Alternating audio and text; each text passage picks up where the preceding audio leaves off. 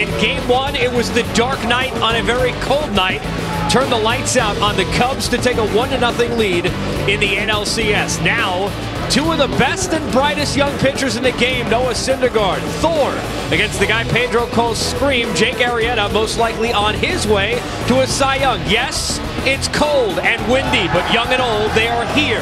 Mets fans hoping to take a demanding 2-0 lead, headed back to Wrigley Field in the National League Championship Series as we welcome you inside Citi Field, getting you ready for Game 2 against Syndergaard and Arrieta. It should be an absolute dandy as we begin our MLB on TBS coverage, presented by our good friends at Chrysler, setting us up in a stage where we are still windy and cold, but we are okay. Casey Stern alongside my castmates, the Hall of Famer Pedro Martinez, Gary Sheffield, and Dusty Baker. And you'll notice some props right here on set.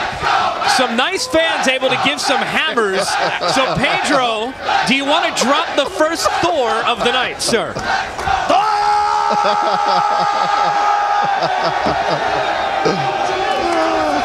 No, in wrestling, they call that a cheap pop as we welcome you inside. A cold night.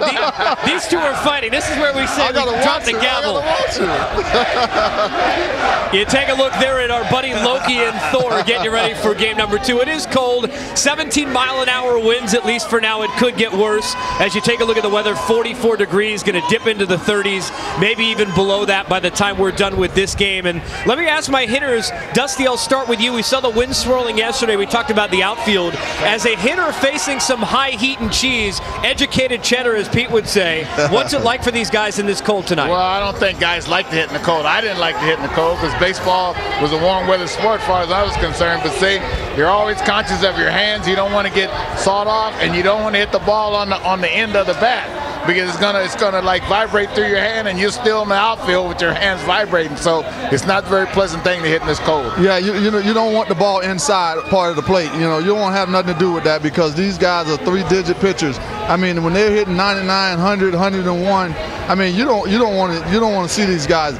But as a hitter, you got to just put that out your mind and say, I got to take professional at-bats and act like it's not even cold at all. Well, Noah Syndergaard has never pitched in this kind of weather, Pedro. His first start south of 50 degrees, does that matter at all? How does he prepare for never being in this cold as a starter?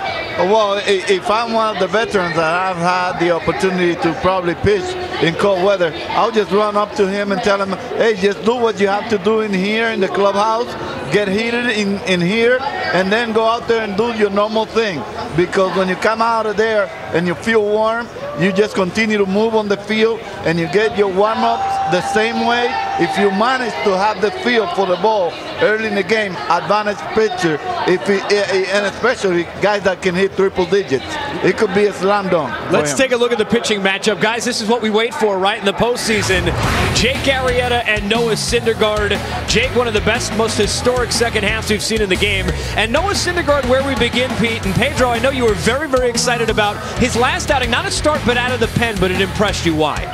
Well, this kid showed me something. He stood up 3 times to warm up, and after that he just came over with the determination to just put it away and put away anybody that was standing there. This is a kid that was really impressive in that inning, and it was really, really exciting to see.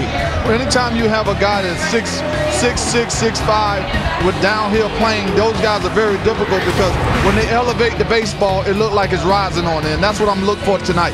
Yeah, and a lot of times when they're 6'6", look like they're going to throw it in the dirt, and it never gets there. It stays at the knees, So, I mean, those guys are the typical, like when I played the Dodger pitchers. They like them tall, lean, and throwing downhill. Yes. Dusty, for Jake Arrieta, we've seen him so brilliant. It was kind of odd to see him vulnerable and almost look human, but there was something specific about the routine that you think might be the difference between that Jake Arrieta and the one we get tonight. Well, that's a good point.